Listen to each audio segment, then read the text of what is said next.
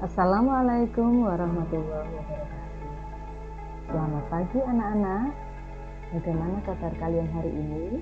Apakah semuanya sehat? Miss Rina di sini juga sehat. Nah, sekarang kita akan mulai belajar lagi. Apakah kalian sudah siap belajar?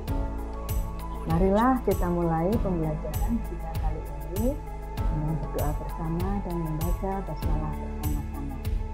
Bismillahirrahmanirrahim.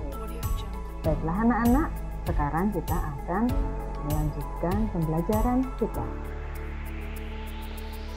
Hari ini kita akan belajar pada tema 5 tentang ekosistem, subtema 3 keseimbangan ekosistem, pembelajaran ketiga.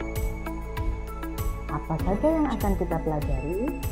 Nah, tujuan pembelajaran kita kali ini yang pertama adalah mengamati video. Dengan mengamati video nanti, saya harapkan anak-anak mampu mengetahui faktor-faktor yang mempengaruhi gotong royong. Selain itu, anak-anak juga mampu mengetahui letak geografis atau pengaruh letak geografis terhadap sosial budaya masyarakat. Kemudian, tujuan yang kedua adalah membaca teks. Dengan membaca teks, siswa mampu menentukan pikiran utama pada setiap paragraf. Tujuan pembelajaran yang ketiga dengan demikian diharapkan nanti anak-anak semuanya mampu membuat laporan kegiatan sosial di daerah kalian masing-masing. Nah, itu tadi tujuan pembelajarannya. Sekarang, materi pembelajaran yang akan kita bahas pada hari ini. Yang pertama adalah PPKN tentang kehidupan sosial budaya di masyarakat. Kemudian IPS, bagaimana pengaruh letak geografis Indonesia terhadap kehidupan sosial budaya. Dan selanjutnya adalah bahasa Indonesia. Kita akan menemukan pikiran itu setiap paragraf. Baik, mari kita lihat yang pertama. Ayo kita mengamati. Coba anak-anak perhatikan gambar-gambar berikut ini. Nah, pernahkah kalian melihat peristiwa serupa di sekitarmu? Kira-kira mengapa ya masyarakat melakukan hal tersebut? Lalu, faktor apa saja yang mempengaruhi peristiwa tersebut? Nah, mungkin kita sering melihat di lingkungan kita, di sekitar kita, banyak peristiwa yang serupa dengan gambar-gambar tersebut, yaitu peristiwa gotong royong atau kerjasama. Sebenarnya bagaimana sih? Kenapa masyarakat Indonesia itu sering sekali atau terkenal dengan gotong royongnya? Nah, hari ini kita akan mengamati dan akan mempelajari tentang itu. Selanjutnya, kita masih akan melihat posisi atau letak geografis Indonesia. Kita perhatikan. Indonesia terletak di posisi silang. Dia berada di antara dua benua, yaitu benua Asia dan benua Australia. Kemudian, Indonesia juga terletak di antara dua samudra, Samudra Pasifik dan Samudra India. Inilah yang disebut letak geografis Indonesia. Pasti letak geografis memiliki pengaruh. Apa saja pengaruhnya? Mari kita simak dulu video pembelajaran berikut ini.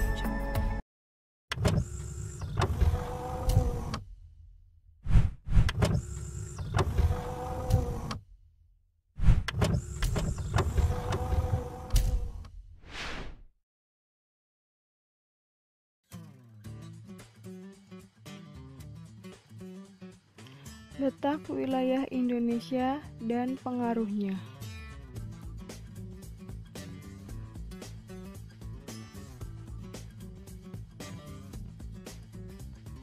Letak wilayah Indonesia dibedakan menjadi dua, yaitu letak astronomis dan letak geografis.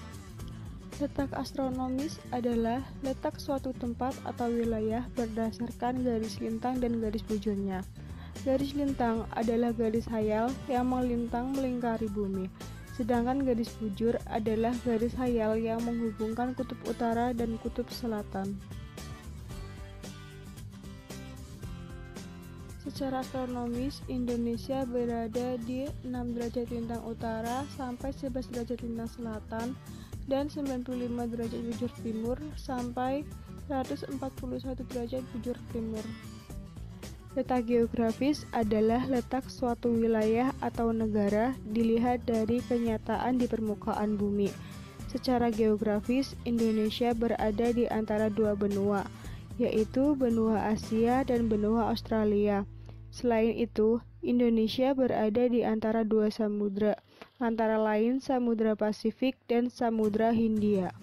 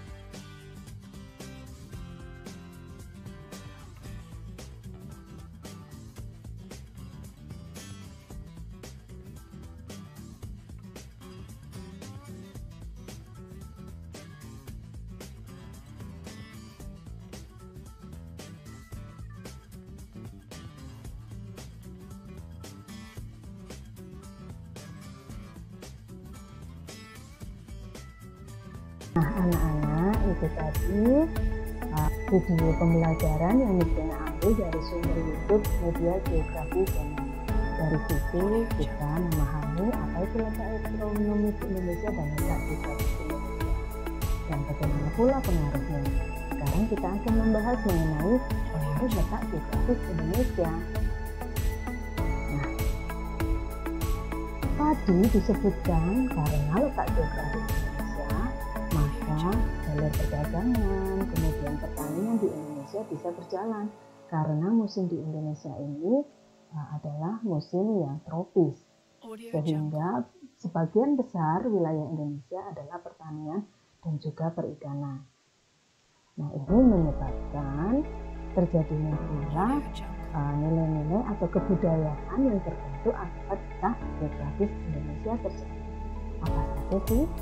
Nah, kehidupan sosial budaya masyarakat Indonesia karena letak geografis Indonesia itu, maka banyak orang Indonesia atau masyarakat Indonesia itu yang terkenal dengan gotong royong karena sifat dari pertanian kemudian atau sifat dari daerah agraris itu biasanya bersama-sama dan ini membawa kultur atau membawa perubahan pada budaya Indonesia.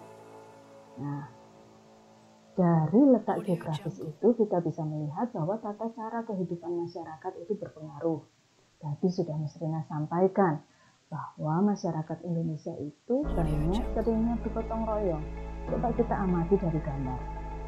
Masyarakat Indonesia jika melakukan sesuatu biasanya pasti bersama-sama, saling tolong-menolong, ramah, kan?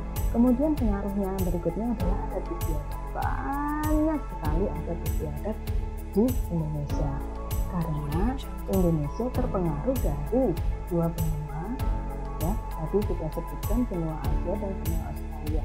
Selain itu, karena Indonesia sebagai jalur perdagangan, maka banyak budaya-budaya yang masuk dan itu jelas mempengaruhi budaya masyarakat Indonesia. Ya, jadi budaya masyarakat Indonesia itu tidak hanya budaya murni yang ada di sini, tapi ada percampuran karena perdagangan yang melewati jalur Indonesia. Itulah kenapa kita banyak sekali melihat adat istiadat yang berbeda-beda di setiap daerah. Daerah Jawa, daerah Kalimantan, Sumatera, semuanya berbeda-beda dan membuat Indonesia menjadi kaya akan budaya. Nah, berikutnya anak-anak, untuk lebih jelasnya kita akan membaca teks pengaruh letak geografis Indonesia terhadap kehidupan sosial budaya masyarakat. Teks ini nanti bisa kalian baca pada LKPD yang akan Miss Rina berikan. pada LKPD ini nanti juga kita akan mengetahui atau akan mencari tahu tentang pikiran utama. Nah, ini teks ini nanti bisa kalian baca sendiri. Nah, berikutnya pikiran utama. Bagaimana cara mencari pikiran utama? Nanti setelah kalian membaca teks tersebut, Rina akan meminta kalian untuk mencari pikiran utamanya. Sekarang Miss Rina akan memberitahu dulu bagaimana cara mencari pikiran utama. Nah, ini dia. Cara mencari pikiran utama dari teks, yang pertama adalah kita harus membaca seluruh kalimat dalam paragraf. Jadi kita harus membaca teks terlebih dahulu. Tidak bisa kita mengulangi, ya. Kita harus membacanya dengan seksama. Kemudian yang kedua, kita menandai dulu kalimat awal, akhir, atau di antaranya. Jadi kita harus tahu kalimat utamanya itu ada di mana. Apakah di awal, di akhir, atau di tengah-tengah. Kita sudah belajar mengenai letak kalimat utama di pertemuan-pertemuan yang lalu, ya. Nah, setelah kita tahu kalimat utamanya ada di mana, baru kita menandai pokok pikiran yang ada di awal, di akhir, atau di tengah. Jadi, pokok pikiran atau pikiran utama itu tidak harus sama dengan kalimat utama. Bisa kalian ringkas supaya lebih jelas. Nah, itu tadi cara-cara mencari pikiran utama. Mudah sekali, bukan? Berikutnya, nah, kita akan membuat laporan tentang kegiatan sosial di lingkungan masyarakat sekitar kalian. Tapi kita sudah tahu bahwa letak geografis Indonesia berpengaruh terhadap kehidupan sosial dan budaya masyarakat. Tentunya ini membuat kehidupan atau kehidupan sosial itu berbeda-beda antara masyarakat yang satu dengan masyarakat lain. Nah, tugasnya amatilah di lingkungan sekitarmu. Nah, kemudian carilah satu saja kegiatan sosial budaya yang pernah dilakukan di daerah tempat tinggal. Kemudian tuliskan laporan mengenai kegiatan sosial budaya pada format yang sudah kami sediakan. Adapun formatnya adalah, nah, mestinya hanya meminta laporan kegiatan yang sederhana saja. Kalian cukup menuliskan laporan kegiatan dengan format seperti ini, kemudian tempelkan foto kegiatan, kemudian tuliskan judul kegiatannya, hari dan tanggal, waktunya, tujuannya, kemudian deskripsinya. Ya, kenapa kegiatan itu dilakukan dan deskripsikan bagaimana proses-proses kegiatan sosial di daerahmu itu. Apabila kalian mengalami kesulitan, kalian boleh mewawancarai orang-orang sekitar, baik itu orang tuamu, ataupun perangkat desa, ataupun orang-orang lain tetangga-tetangga yang kalian merasa nyaman untuk diwawancara. Ya, jadi carilah narasumber yang terbaik. Berikutnya adalah saling tolong-menolong dalam kegiatan budaya di lingkungan masyarakat. Seperti kita ketahui, ada masyarakat kita gotong royong adalah hal ini. Maka kita sebagai warga masyarakat harus mengutamakan kepentingan orang lain dengan saling tolong-menolong. Yang terakhir adalah tadi kita sudah bisa memahami teks dan mampu membuat pikiran utama pada setiap paragraf. Demikian hari ini anak-anak pembelajaran kita. Semoga apa yang mestinya sampaikan bisa bermanfaat untuk kalian semua. Tetap sehat, tetap semangat, dan selalu stay positive thinking. Marilah kita tutup pembelajaran kita pada pagi hari ini dengan membaca hamdalah bersama-sama. Alhamdulillahirabbil alamin. Terima kasih sekali lagi. Mohon maaf kesalahan dari Mustina. Wassalamualaikum warahmatullahi wabarakatuh.